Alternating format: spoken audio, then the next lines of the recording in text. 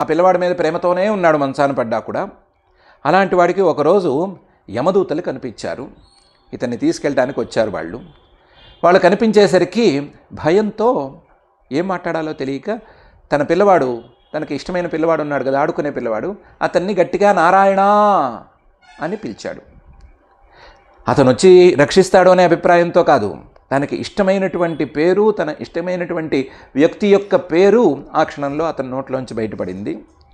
బయటపడేసరికి ఎక్కడి నుంచి వచ్చారో విష్ణుదూతలు గబగబా పరిగెత్తుకుంటూ వచ్చి యమదూతల్ని మీరు ఇతన్ని ముట్టుకోవడానికి వీల్లేదు అని చెప్పారు. యమదూతలు అదేమిటయ్యా, ఇదేం న్యాయం అంటే, కాదు ఇతను నారాయణ నామం ఉచ్చరించాడు, మీరు మాట్లాడడానికి వీల్లేదు, మీరు వెళ్ళిపోండి అని వాళ్ళని పంపించేశారు.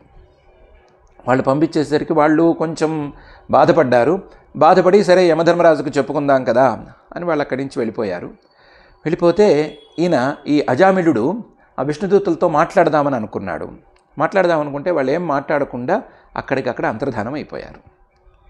దాంతో